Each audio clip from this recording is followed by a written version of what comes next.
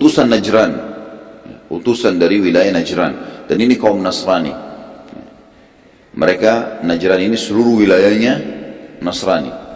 Ya, kalau antum masih ingat dulu, kita pernah bahas di awal-awal sirah dulu, sebelum lahirnya Nabi SAW, tentang adanya kisah gulam yang masyhur. Banyak dai-dai kita nyampaikan dalam ceramah-ceramah mereka, kisah tentang anak muda dengan penyihir. Ya. Sudah dengar kan kisahnya? Subuh-subuh lemas sekali. Justru keberuntungan umat Islam itu di subuh hari ini. Di saat orang terbiasa tidur, kita malah hidup. Gitu. Ya. Yang jelas, dulu ada kisah di wilayah Najran ini tentang pendeta yang mengajarkan kepada seorang anak muda. Yang anak muda ini belajar dari dia dan belajar juga dari penyihir. Dan akhirnya terakhir dia mengikuti pendeta tersebut. Karena wilayah ini terkenal Nasrani. Dan akhirnya Allah SWT menangkan agama Allah di tangannya. Nabi SAW mengirim surat secara khusus ke wilayah Najran dan penguasanya. Karena mereka Nasrani, mereka sebenarnya tahu orang yang paling dekat memahami Islam pada saat itu orang-orang Nasrani semestinya. Nabi SAW mengirim surat seperti biasa menawarkan Islam, dan kalau mereka nolak ada jizyah, kalau mereka nolak maka akan terjadi peperangan. Surat Nabi SAW ini tiba di tangan pemimpin mereka, dan pada saat itu pendeta yang menentukan keputusan di wilayah Najran. Pendeta tersebut sangat mengetahui kalau ini adalah zaman keluarnya Nabi dari turunan Ismail alaihissalam dan keluar dari wilayah Mekah. Ini juga sudah kita ceritakan bagaimana kisah Nabi SAW pada saat umur 12 tahun ketemu dengan Bahira, ya, pendeta yang ada di negeri Syam, dan menyampaikan kepada Abu Talib kalau anakmu ini adalah seorang Nabi yang sudah ditunggu-tunggu oleh ahli kitab. Pada saat itu pendeta ini juga bimbang, karena dia tahu betul ini zaman keluarnya Nabi dari turunan Ismail, dan juga belum pernah ada yang mengaku Nabi sebelum dia dari kota Mekah, dari turunan Ismail alaihissalam. Pendeta ini lalu mendatangi Raja Najran yang bernama Shurahbil bin Wuda'ah. Ini Raja Najran pada saat itu, Shurahbil bin Wuda'ah. Ia berkata, sungguh telah tiba selembar surat padaku yang berisikan pengakuan kenabian dari seseorang dari turunan Ismail, dan semua ciri kenabian yang tersebutkan dalam Injil ada padanya. Bagaimana pendapat sang raja ini? Shurahbil ini terkenal di kalangan Arab adalah seseorang yang cerdas, ya, raja yang cerdas. Jadi dia dalam mengatur strategi perang, mengatur pemerintahannya, mengatur rumah tangganya, orang yang sangat rapi dan cerdas sekali dia, selalu tepat dalam memilih solusi dari permasalahan. Shurahbil menjawab, kalau dalam urusan dunia maka aku akan beri pendapat, tetapi urusan agama engkau lah ahlinya, maka putuskan saja. Engkau beriman, kami ikut semua. Dan ini bukti kecerdasan raja ini. Dia bukan fanatik dengan pendapatnya. Kalau dia tahu urusan dia di bidangnya, maka dia mengatakan baiklah. Kalau bukan di bidangnya, dia angkat tangan. Si pendeta lalu mengumpulkan seluruh penduduk Najran, lalu menyampaikan isi surat Nabi SAW bahwa semua ciri Nabi terakhir yang tersebutkan dalam Injil ada padanya. Bagaimana pendapat kalian? Beriman atau enggak? Hampir seluruh wilayah Najran pun menjawab, keputusan di tangan Anda, karena Anda pemimpin agama kami. Terserah. Beriman, kami beriman, kami ikut saja. Kesimpulannya, mereka sepakat mengutus para pendeta dan pembesar untuk menemui Nabi SAW di Madinah. Jadi supaya memastikan lagi kalau Nabi SAW betul Nabi dan mengambil, ya, tata cara untuk masuk Islam. Semua ini, ya, dilakukan dan disepakati oleh para pemimpin. Dikirim kurang lebih 10 orang, ya, atau lebih dari itu kurang lebih jumlahnya, pendeta-pendeta Najran datang, berikut mereka membawa keluarga-keluarganya. Dan untuk menguji Nabi SAW, mereka datang dengan menggunakan baju-baju, ya, mahal mereka. Bahkan mereka menggunakan pakaian pada saat itu dari emas dan sutra, serta menggunakan tunggangan terbaik mereka. Kuda-kuda kerajaan dikirim oleh Raja Shurahbil tadi. Pada saat tiba di Madinah dan mereka masuk ke dalam masjid, Nabi SAW menolak berbicara dengan mereka dan tidak mau menemui mereka. Begitu Nabi SAW melihat, nggak akan ditemui. Sampai 3 hari mereka minta izin bertemu dengan Nabi SAW, tapi Nabi terus menolak. Mereka bingung sampai akhirnya mereka bertemu dengan Ali bin Abi Thalib radhiyallahu anhu dan bertanya sebab Nabi SAW tidak mau menemui utusan Najran dan juga utusan wilayah lain semuanya ditemui selain Najran.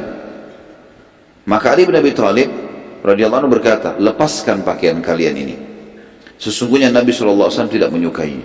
Ini baju emas sama sutra nih, tunjukin kekayaan, tidak mau Nabi SAW. Subhanallah, upaya mereka untuk memancing Nabi SAW sudah terjawab dari awal.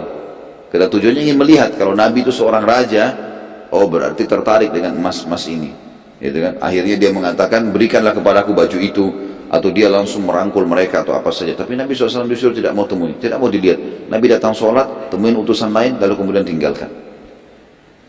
Setelah mereka melepas pakaian mereka yang penuh dengan glamor tadi, maka masuklah mereka ke masjid, kemudian minta waktu bertemu dengan Nabi SAW, dan Nabi SAW menerima mereka seakan-akan tidak pernah terjadi apa-apa gitu. Setelah mendengar langsung dari Nabi SAW jawaban dari semua pertanyaan yang Allah ceritakan di dalam Al-Quran, ini yang mereka tanya di awal-awal surah Al-Imran. Al-Imran, Al artinya keluarga, Imran ayahnya Maryam alaihimussalatu wassalam. Imran adalah orang yang saleh, makanya Allah sebutkan namanya. Ini adalah ayahnya Maryam, kakeknya Isa alaihimussalatu wassalam. Tepatnya pembicaraan antara atau pertanyaan pendeta ini dengan Nabi SAW itu disebutkan dalam surah Al-Imran, surah nomor 3 ayat 33 sampai ayat 60. Ayat 33-nya, A'udzubillahi minasyaitonirrajim. Inna Allah astafa Adam wa Nuhan wa ala Ibrahim wa ala Imran ala alamin. Sesungguhnya Allah telah memilih Adam, Nuh, keluarga Ibrahim dan keluarga Imran melebihi seluruh umat di muka bumi. Ayat 34-nya, dzurriyyatan ba'duha min ba'd wallahu sami'un alim. Satu keturunan atau sebagai satu keturunan yang sebagiannya turunan dari yang lain, maksudnya turun temurun, dan Allah maha mendengar lagi maha mengetahui. Ayat 35-nya, idh qalat imra'atu Imran rabbi inni nadartu laka ma fi batni muharraran fataqabbal minni innaka antas sami'ul alim. Ingatlah ketika istri Imran berkata, ya Tuhanku, ini ibunya Maryam alaihissalatu wassalam, sungguhnya aku menadarkan kepada engkau anak yang ada di dalam kandunganku untuk menjadi hamba yang saleh dan berkhidmat untuk Baitul Maqdis, ya, Palestina. Karena itu terimalah nazar ini dariku, sesungguhnya engkaulah yang maha mendengar lagi maha mengetahui. Ayat 36-nya, falamma wada'atha qalat rabbi inni wada'tuha untha wallahu a'lamu bima wada'at wa laysa dzakaru kal untha wa inni sammaituha Maryam wa inni u'idzuha bika wa dhurriyyataha minasyaitonir rajim.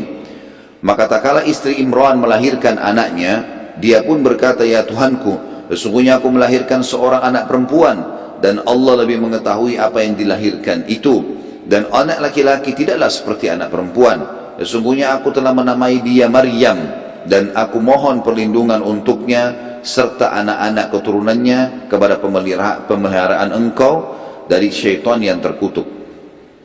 Itu di sini ada sebagian yang mengatakan bahwasanya tadinya Imran dan istrinya berharap Allah SWT berikan anak laki-laki, karena Imran adalah seorang ulamanya Bani Israel pada saat itu. Allah SWT berikan anak perempuan, maka ibunya pun mengatakan, aku menyerahkan urusan ini kepadamu ya Allah. Ayat 37-nya, fataqabbalaha rabbuha biqabulin hasanin wa ambataha nabatan hasana wa kaffalaha Zakaria. Kullama dakhala 'alayha Zakaria al-mihrab wajada 'indaha rizqa, qala ya Maryam anna laki hadha? Qalat huwa min 'indillah, inna Allah yarzuqu man yasha'u bighairi hisab. Maka Tuhannya menerima nazarnya ibunya Maryam dengan penerimaan yang baik dan mendidiknya dengan pendidikan yang baik. Artinya karena diserahkan Maryam kepada Allah Subhanahu wa taala, dia niatkan seperti itu, maka Allah pun mendidiknya dengan baik dan Allah menjadikan Zakaria sebagai pemeliharanya. Sampai di sini tentu ada riwayat yang menjelaskan kalau Imran pada saat mau meninggal, dia khawatir Maryam tidak ada yang didik. tepat, maka dia pun akhirnya mengajak murid-muridnya untuk supaya dilihat siapa di antara mereka yang paling layak untuk memelihara Maryam. Maka ditemukan waktu itu Zakaria. Zakaria belum jadi nabi. Ya. Ditemukanlah Zakaria. Ya, pada saat itu yang paling layak, dan Zakaria kebetulan istrinya sama istri Imran saudara. Setiap Zakaria waktu sudah dipelihara di bawah naungan Zakaria alaihissalam, setiap Zakaria masuk untuk menemui Maryam di mihrabnya, Maryam alaihissalam dalam rumah terus tidak pernah keluar, selalu berada di situ. Setiap ditemuin, ia mendapati makanan di sisi Maryam. Zakaria lalu berkata, "Hai Maryam, dari mana kau memperoleh makanan ini?" Maka Maryam menjawab, "Makanan itu dari sisi Allah. Sesungguhnya Allah memberi rezeki kepada siapa yang dikehendakinya tanpa hisab." Jadi Maryam alaihissalam karena solehanya sampai Allah subhanahu wa ta'ala menurunkan makanan untuknya dari langit di mihrab tempat sholatnya di kamarnya. Ayat 38-nya, "Hunalika da'a Zakaria rabbah, qala rabbi habli min ladunka dzurriyyatan thayyibah innaka sami'ud du'a." Disitulah atau pada saat itulah Zakaria mulai berdoa kepada Tuhannya seraya berkata, "Ya Tuhanku, berilah aku dari sisi Engkau seorang anak yang baik, sesungguhnya Engkau Maha pendengar doa." Karena Zakaria alaihissalam pada saat itu sudah lama menikah dan tidak memiliki anak. Istrinya mandul. Diceritakan juga di awal 10 ayat pertama surah Maryam. Ayat 39-nya, فَنَادَتْهُ الْمَلَائِكَةُ وَهُوَ قَائِمٌ يُصَلِّي فِي الْمِحْرَابِ أَنَّ اللَّهَ يُبَشِّرُكَ بِيَحْيَى مُصَدِّقًا بِكَلِمَةٍ مِّنَ اللَّهِ وَسَيِّدًا وَحَصُورًا وَنَبِيًّا مِّنَ الصَّالِحِينَ. Kemudian Jibril pun datang memanggil Zakaria sedang ia tengah berdiri melakukan sholat di mihrabnya. Sesungguhnya Allah menggembirakan atau menyampaikan berita gembira kepadamu dengan kelahiran seorang putra untukmu yang bernama Yahya, yang akan membenarkan kalimat, ya maksudnya membenarkan kalimat adalah kedatangan Nabi, ya. Setelah itu yang bernama Isa, dia akan membenarkan ini, dia akan beriman si Yahya yang datang dari Allah menjadi panutan, menahan diri dari hawa nafsu dan seorang nabi termasuk keturunan orang-orang saleh. Ayat 40-nya, "Qala rabbi anna yakunu li gulamu wa qad balagani al-kibar wa imra'ati aqir." Qala kadzalika Allah yaf'alu ma yasha. Zakaria lalu berkata, "Ya Tuhanku, bagaimana aku bisa mendapatkan anak sedangkan aku sudah sangat tua dan istriku pun mandul?" Allah pun berfirman, "Demikianlah Allah berbuat apa yang dikehendakinya." Ayat 41-nya, "Qala rabbi ij'al li ayah." Qala ayatuka alla tukallima an-nasa thalathata ayyamin illa ramza wadhkur rabbaka katsiran wasabbih bil 'ashyi wal ibkar. Maka berkatalah Zakaria pada saat itu, "Berilah aku tanda bahwasanya istriku telah mengandung ya Allah." Allah berfirman, "Tanda bagimu adalah kamu tidak dapat berkata-kata dengan manusia selama 3 hari kecuali dengan isyarat saja, dan sebutlah nama Tuhanmu sebanyak-banyaknya serta bertasbih dari waktu pagi dan petang." Artinya Zakaria alaihissalam minta, "Ya Allah, kalau istriku hamil," karena waktu itu Zakaria umurnya tua sekali, ya. Pada saat hamil ini umurnya Zakaria 100 tahun dalam beberapa athar disebutkan, dan istrinya 90 tahun. Maka Zakaria penasaran, ingin lihat, sebelum istriku perutnya besar, aku sudah tahu kalau dia hamil ya Allah. Maka Allah mengatakan tanda-tandanya pada saat istrimu hamil adalah kau tidak bisa tiba-tiba suaramu hilang, nggak bisa ngomong sama orang. Ya, dalam 3 hari hilang suara sama sekali, dan kau hanya bisa memberikan isyarat. Kecuali suara Zakaria alaihissalam keluar kalau bertasbih dan berzikir kepada Allah Subhanahu wa taala. Ayat 42, "Wa idh qalatil malaikatu ya Maryamu inna Allah astafaki wa tahharaki wa astafaki ala nisa'il alamin." Sekarang kita pindah ke kisah Maryam. "Dan ingatlah ketika malaikat Jibril berkata, hai Maryam, sungguhnya Allah telah memilih kamu, mensucikan kamu dan melebihkan kamu atas segala wanita di dunia ini yang semasa dengan kamu." Tentu ini juga pelajaran teman-teman sekalian, laki-laki dan perempuan tetap bisa mulia di sisi Allah Subhanahu wa taala, ya. Walaupun memang semua nabi-nabi dari kalangan laki-laki, tetapi bukan berarti wanita tidak diberikan posisi yang tinggi di sisi Allah Subhanahu wa taala. Keberadaan Isa alaihissalam justru karena kesolehannya ibunya Maryam alaihissalatu wassalam. Ayat 43-nya, "Ya Maryam uqnuti li rabbiki wasjudi warka'i ma'ar raki'in." Hai Maryam, taatlah kepada Tuhanmu, sujud dan rukuklah bersama orang-orang yang rukuk. Artinya sebagian ulama tafsir bilang salatlah berjamaah. Ayat 44-nya, "Dzalika min amba'il ghaibi nuhihi ilaik wa ma kunta ladaihim idh yulquna aqlamahum ayyuhum yakfulu maryam wa ma kunta ladaihim idh yakhtasimun. Yang demikian itu adalah sebagian dari berita-berita gaib yang kami wahyukan kepadamu, hai Muhammad.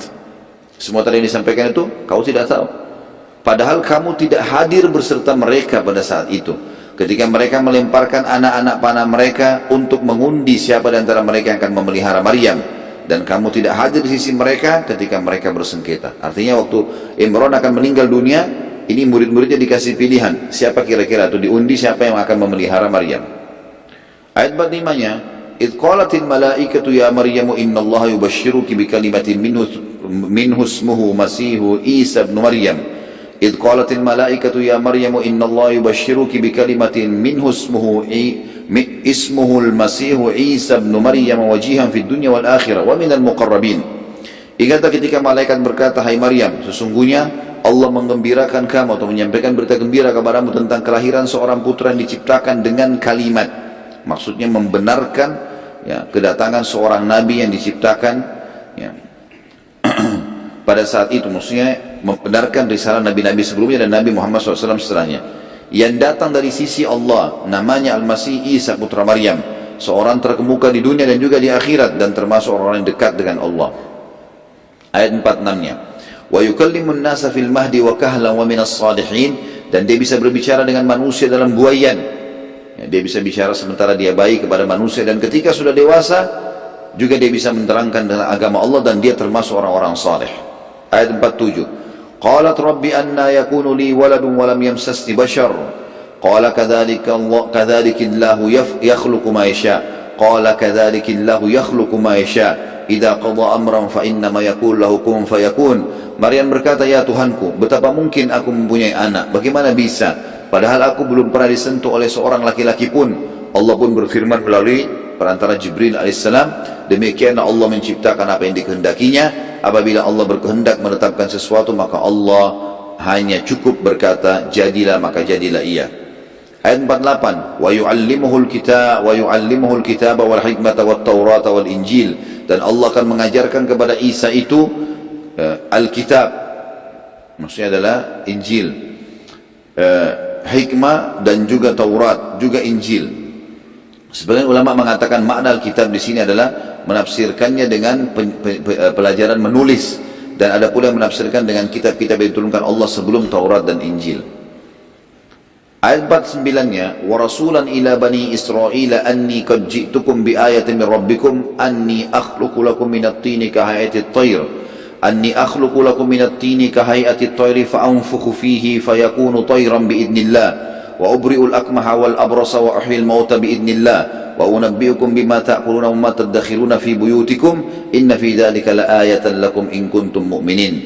Dan sebagai seorang rasul kepada Bani Israel yang berkata kepada mereka, sesungguhnya aku telah datang kepadamu dengan membawa satu mukjizat dari Tuhan kalian, yaitu aku membuat untuk kalian dari tanah biasa dibentuk seperti burung, kemudian aku meniupnya, maka ia menjadi seekor burung dengan seizin Allah. Itu salah satu mukjizat Nabi Isa AS. Dan aku menyembuhkan orang-orang yang buta sejak dari lahirnya, dan orang yang berpenyakit sopak, dan aku menghidupkan orang mati dengan izin Allah. Ini semua hal mukjizat. Siapapun yang mau beriman butuh bukti, maka bisa orang matinya yang dia tunjuk dihidupkan oleh Isa AS, tapi setelah itu meninggal lagi. Dan aku kabarkan kepada kalian apa yang kalian makan dan apa yang kalian simpan di rumah-rumah kalian. Sesungguhnya pada demikian itu adalah satu tanda-tanda kebenaran kerasulanku bagi kalian jika kalian sungguh-sungguh beriman. Ayat 50-nya, wa musaddiqan lima baina yadayya minat taurati wa liuhilla lakum ba'da alladhi hurrima 'alaikum wa ji'tukum bi ayatin min rabbikum fattaqullaha wa ati'un. Dan aku datang kepada kalian membenarkan Taurat yang datang sebelumku, dan untuk menghalalkan bagimu atau bagi kalian sebagian yang telah diharamkan bagi kalian. Jadi ada yang diharamkan dalam Taurat, dalam Injil dihalalkan. Dan aku datang kepada kalian dengan membawa suatu tanda mukjizat dari Tuhan kalian, karena itu bertakwalah kepada Allah dan taatlah kepadaku. Ayat 51-nya, Innallaha rabbi wa rabbukum fa'budu hadha siratun mustaqim. Jadi ini semua nanti kita akan rincikan bagaimana dialog Nabi SAW terjadi dengan orang-orang Najran. Di sini ayat ini jelas-jelas bagaimana menggambarkan Isa AS bukan anak Tuhan, bukan Tuhan. Dan memang Isa pun berkata di ayat 51, sesungguhnya Allah Tuhanku dan Tuhan kalian. hai Bani Israel, maka sembahlah dia saja, itu jalan yang lurus, nggak boleh menyekutukannya. Ayat 52, falamma ahassa Isa minhumul kufra qala man ansari ila Allah qala al-hawariyun nahnu ansarullahi amanna billahi washhad bi anna muslimun. Maka tak kala Isa mengetahui keingkaran mereka, Bani Israel, ada di antara mereka yang beriman, ada yang tidak, maka Isa pun berkata alaihissalam, siapakah yang akan menjadi penolong untuk menegakkan agama Allah?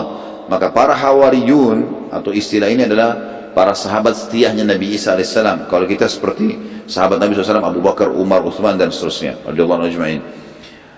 Para Hawariyun menjawab, kamilah penolong-penolong agama Allah, kami beriman kepada Allah dan saksikanlah bahwa sungguhnya kami adalah orang-orang yang berserah diri. Ayat 53-nya, Rabbana amanna bima anzalta wattaba'na ar-rasula faktubna ma'asyahidin. Ya Tuhan kami telah beriman kepada apa yang telah Engkau turunkan dan telah kami ikuti Rasul. Karena itu masukkanlah kami dalam golongan orang-orang yang menjadi saksi atas keesaan Allah. Ayat 54-nya, wa makaru wa makarallahu wallahu khairul makirin. Orang-orang kafir mulai mengatur tipu daya. Jadi zaman Nabi Isa AS pun banyak orang-orang yang kufur kepada beliau dan mengatur tipu daya untuk membunuh Isa. Dan Allah membalas tipu daya mereka, dan Allah sebaik-baik pembalas tipu daya. Ayat 55-nya, idh qala Allahu ya Isa inni mutawaffika wa rafi'uka ilayya wa mutahhiruka minal ladhina kafaru wa ja'ilul ladhina ittaba'uka fawqa alladhina kafaru وَجَائِلُ الَّذِينَ اتَّبَعُوكَ فَوْقَ الَّذِينَ كَفَرُوا إِلَى يَوْمِ الْقِيَامَةِ ثُمَّ إِلَيَّ مَرْجِعُكُمْ فَأَحْكُمُ بَيْنَكُمْ فِيمَا كُنْتُمْ فِيهِ تَخْتَلِفُونَ. Ingatlah ketika Allah berfirman, dan makna ingat dalam Al-Quran artinya pelajarilah. Hai Isa, sesungguhnya aku akan menyampaikan kepadamu atau menyampaikan kamu kepada akhir ajalmu dan mengangkat kamu kepadaku serta membersihkan kamu dari orang-orang kafir dan menjadikan orang-orang yang mengikuti kamu di atas orang-orang yang kafir hingga hari kiamat. Kemudian hanya kepada akulah engkau akan dikembalikan, dan aku memutuskan di antaramu dengan hal-hal atau di antara kalian hal-hal yang telah kalian perselisihkan. Jadi waktu itu terjadi peperangan antara Nabi Isa AS dengan orang-orang yang kufur di antara kaumnya, ya. Sampai puncak-puncaknya mereka berusaha untuk membunuh dan mensalib Isa AS. Ayat 56-nya, فَأَمَّا الَّذِينَ كَفَرُوا فَوَعَذِّبُهُمْ عَذَابًا شَدِيدًا فِي الدُّنْيَا وَالْآخِرَةِ وَمَا لَهُمْ مِنْ نَاصِرِينَ. Adapun orang-orang kafir, maka aku akan siksa, kata Allah, mereka dengan siksa yang sangat keras di dunia dan juga di akhirat, dan mereka tidak memperoleh penolong. Ayat 57-nya, وَأَمَّا الَّذِينَ آمَنُوا وَعَمِلُوا الصَّالِحَاتِ فَيُوَفِّيهِمْ أُجُورَهُمْ وَاللَّهُ لَا يُحِبُّ الظَّالِمِينَ. Adapun orang-orang yang beriman dan juga mengerjakan amal-amal saleh yang telah diturunkan dalam Injil pada saat itu, maka Allah akan memberikan kepada mereka dengan pahala yang sempurna, ya, sebagai balasan amal-amal mereka, dan Allah tidak menyukai orang-orang zalim.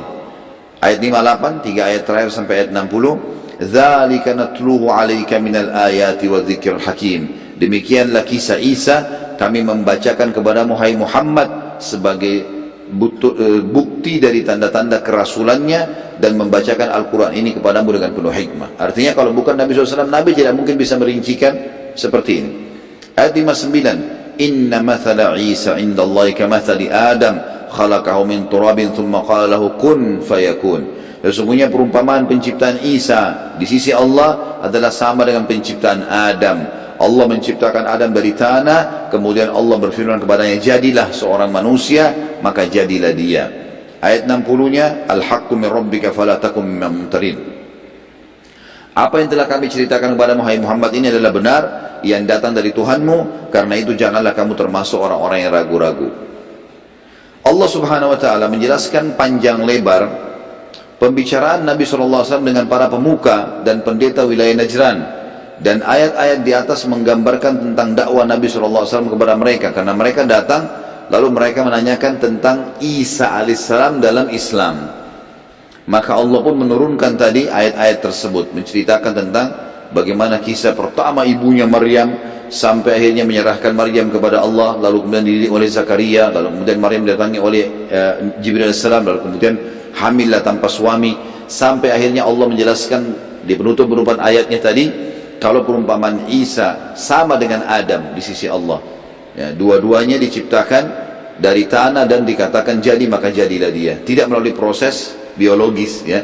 Karena orang-orang Nasrani pun sempat bingung dan mengatakan, sebagian mereka mengatakan kalau Maryam punya suami, ya. entah dinamakan Yusuf, dinamakan nama, pokoknya nama-nama banyak diberikan, itu adalah dianggap suaminya Maryam sehingga lahirlah Isa alaihissalam. Dan ini tidak benar. Makanya Allah SWT menekankan di ayat terakhir tadi, ini benar dari informasi dari Tuhanmu, maka jangan kamu ragu-ragu. Yang lain daripada ini sudah tidak benar. Allah juga melanjutkan lagi beberapa ayat. Setelah itu turun juga firman Allah, lanjutannya ayat 62 sampai 74. Ya.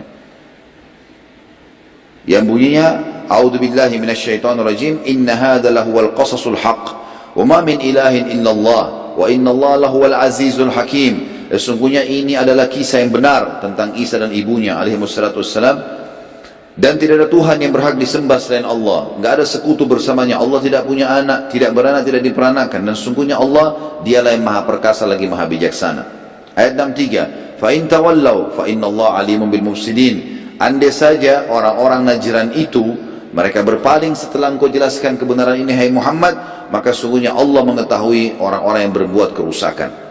Ayat 64-nya, Qul ya ahlal kitab ta'alau ila kalimatin sawa'in bainana wa bainakum alla na'budu illallah wa la nusyrika bihi syai'an wa la yattakhidha ba'duna ba'dan arbaban min dunillah fa in tawallaw faqul ashhadu bi anna muslimun.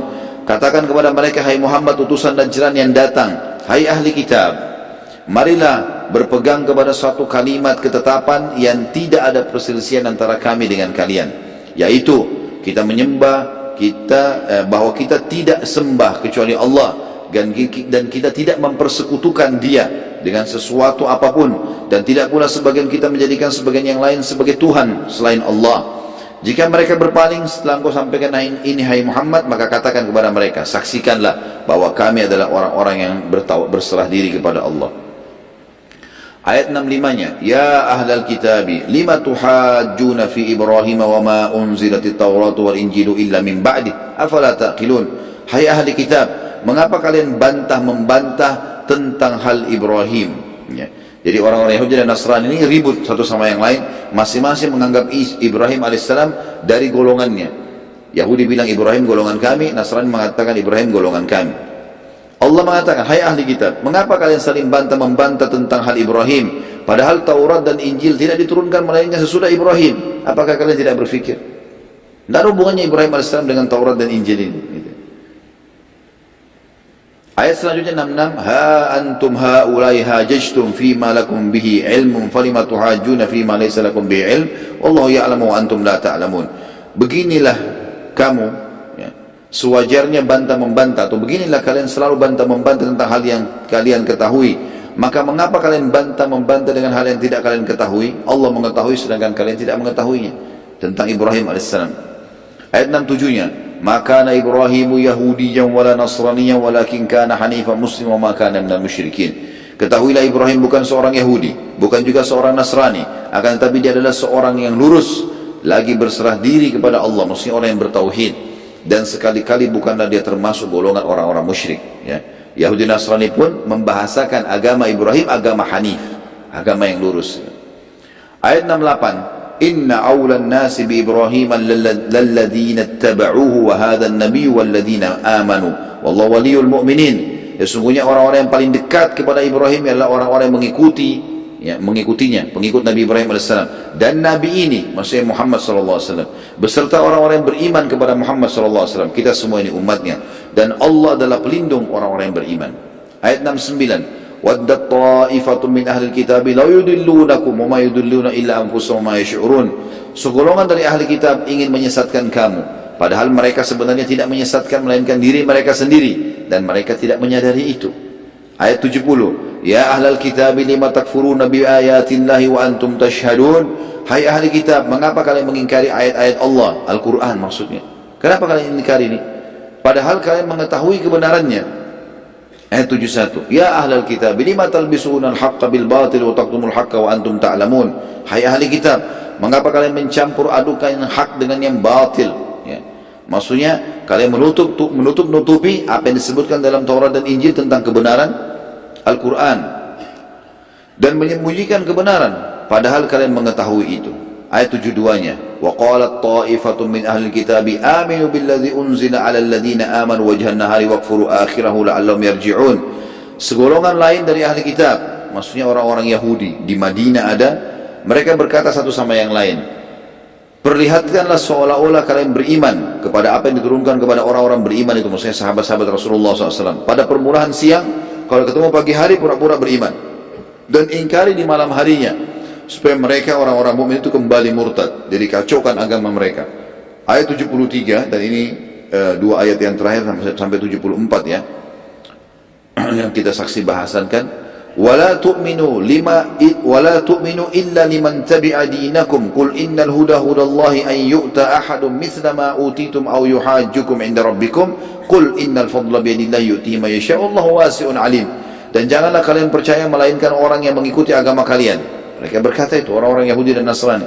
Katakanlah sesungguhnya petunjuk yang harus diikuti adalah petunjuk Allah, dan janganlah kalian percaya bahwa akan diberikan kepada seseorang seperti apa yang diberikan kepadamu, dan jangan pula kamu percaya bahwa mereka akan mengalahkan hujahmu di sisi Tuhanmu. Katakanlah sesungguhnya karunia Allah itu di tangan Allah. Allah memberikan kepada karunia-Nya kepada siapapun yang dikehendakinya, dan Allah maha luas karunia lagi maha mengetahui. Artinya kalian ahli kitab harus lebih tahu bahwasanya ini kebenaran, kenapa harus ditolak. Ayat 74 dan terakhir di sini adalah yakhtassu bi rahmatihi man yasha wallahu dzul fadlil azim. Allah menentukan rahmatnya atau kenabian kepada siapa yang dia kehendaki, dan Allah mempunyai karunia yang besar. Selama 3 hari Nabi SAW mendakwai utusan Najran, terus berargumentasi dengan mereka, menjelaskan kalau Isa bukan anak Tuhan, dan ini ayat-ayat Al-Quran. Dibacakanlah surah tadi yang sudah kita bacakan. Ini loh dalilnya, dalam ini keyakinan kami, dan ini benar, dan kalian tahu Isa bukan anak Tuhan. Terus saja mendakwai mereka, dan mereka masih saja merasa ragu dan bimbang. Pertimbangan mereka banyak sekali, ya. Apakah ini benar, apakah ini salah. Terus saja, padahal mereka pendeta dan kebenaran sudah depan mata. Maka Nabi SAW setelah 3 hari tersebut menantang mereka untuk bermubahalah. Keluarlah hukum mubahalah di situ. Dan mubahalah ialah masing-masing pihak mendatangkan keluarganya, lalu berdoa kepada Allah dengan serius, ya, agar diturunkan laknat kepada orang-orang yang menolak kebenaran. Dan ini mubahalah ini terjadi antara kaum muslimin sebagaimana sunnah Nabi SAW dengan ahli kitab, ya. Dan Allah menjelaskan masalah mubahalah ini, turun juga ayat pada satu ayat dalam surah Al-Imran ayat 61. Jadi tadi kita jelaskan ayat Al-Imran panjang lebar sampai 74, sempat kita melangkahi satu ayat 61. Ayat 61 ini memang turun setelah itu, setelah ayat 74. Ya, karena mereka menolak sudah dakwah tentang Islam, bagaimana keyakinan yang benar tentang Isa AS dan ibunya, mereka menolak semua itu, termasuk disinggungnya oleh Allah SWT orang-orang Yahudi juga ikut-ikutan. Maka Allah menjelaskan agar Nabi SAW bermubahalah. Nabi disuruh bawa keluarganya Nabi SAW, nanti kita tahu riwayatnya. Nabi membawa, ya, Fatimah, Hasan dan Husain, lalu kemudian pendeta tersebut disuruh datangkan, pendeta-pendeta itu disuruh datangkan keluarganya berhadapan dengan Nabi SAW, lalu bermubahalah, masing-masing berdoa kepada Allah. Siapa yang menolak kebenaran, siapa yang benar didukung, siapa yang salah dilaknat oleh Allah. Turun siksaan Allah di tempat itu juga kepada mereka. Allah mengatakan, a'udzubillahi minasyaitonir rajim, Al-Imran 61-nya, faman hajjaka fihi min ba'di ma ja'aka minal ilmi faqul ta'alu nad'u abna'ana wa abna'akum wa nisa'ana wa nisa'akum wa anfusana wa anfusakum thumma nabtahil. Ini saksi bahasan, thumma nabtahil fanaj'al la'natallahi 'alal kadhibin. Siapa yang membantah Muhammad Muhammad tentang kisah Isa sesudah datang ilmu yang meyakinkan kamu, ini sudah pasti ini firman Allah turun, maka katakan kepada mereka, kalau kalian masih tolak untuk beriman, marilah kita memanggil anak-anak kami, ya. Marilah masing-masing kita panggil anak-anak kita, ya, anak-anak kami dan anak-anak kalian, istri-istri kami dan istri-istri kalian, diri kami dan diri kalian, kemudian marilah kita bermubahalah, ya, kepada Allah, dan kita minta supaya laknat Allah ditimpakan kepada orang-orang yang dusta. Nabi SAW lalu mengajak para pendeta tersebut untuk bermubahalah pada saat itu, dan beliau membawa Hasan, Husain, Fatimah, gitu, hadir bersama beliau, dan menantang mereka untuk bermubahalah di sebelah sebuah gunung, ya, tepatnya di pinggir kota Madinah. Maka semua muslimin datang pada saat itu menyaksikan kejadian tersebut, dan para pendeta pun membawa istri dan anak-anak mereka. Saat semua sudah bertemu di dekat gunung tersebut dan akan dimulai mubahalah, maka tiba-tiba saja di atas gunung tersebut terdapat awan yang sangat gelap dan hitam, ya. Dan ini bukan awan yang biasa, bukan hanya sekedar mendung, tapi warna hitam yang sangat gelap, ya. Dan tiba-tiba saja, ya, pendeta-pendeta tersebut merasa ketakutan. Begitu juga dengan pimpinan mereka Syurahbil, karena raja mereka hadir pada saat itu dan berkata, demi Allah ini tanda tidak baik. Bila ia benar sebagai nabi, maka kita akan dilaknat sampai turunan kita. Syurahbil lalu berkata kepada para pendeta-pendeta dan tokoh-tokoh masyarakatnya pada saat itu, aku punya pendapat. Kita tetap saja dalam agama kita, dan Muhammad sebagaimana sudah kita saksikan orang bijaksana dan dewasa, maka kita serahkan saja keputusan asal tidak meninggalkan agama kita. Terserah dia, yang penting jangan kita masuk Islam. Jadi mereka masih ragu saja. Maka para utusan Najran pun menemui Nabi SAW dan meminta pendapat. Pada Nabi SAW ini tinggal berdoa, maka turun laknat kepada mereka. Nabi SAW berkata, aku khawatir bila aku beri keputusan lalu kalian menolak, maka akan terjadi murka Allah. Syurahbil berkata, aku raja dan mereka tidak akan menolak keputusanku. Apapun keputusanmu sekarang, ya asal jangan masuk Islam saja. Kami setuju, seperti itu. Maka Nabi SAW berkata, bila kalian tetap menolak Islam, maka kalian wajib membayar jizyah, bayar upeti, per orang harus bayar. Dan itu nanti disepakati setelah kasus ini. Kalau memang setuju jizyah, maka Nabi SAW akan tentukan per orang, per kepala bayar sekian dan seterusnya. Itu tergantung keputusan pemimpin setempat. Nabi SAW lalu berkata, bila kalian tetap menolak Islam, maka kalian akan bayar jizyah. Maka Syurahbil pun pulang dan berkata kepada para pendeta, kita akan membayar jizyah dan tidak mungkin kita menolak ini lagi, karena kalau tidak terjadi peperangan. Maka seluruh utusan Najran pun setuju dengan keputusan ini. Dengan keputusannya maka seluruh wilayah Najran akhirnya menjadi wilayah kekuasaan muslimin. Hanya saja mereka masih dalam keadaan Nasrani, dan pada saat itu berjalan jizyah, ya, dari penduduk Najran, ya, di masa hidup Nabi alaihi salatu wassalam. قد جاب خواطرنا حلم يطويه تخرجنا أيام الجد قضيناها وهنا الإنجاز يسامي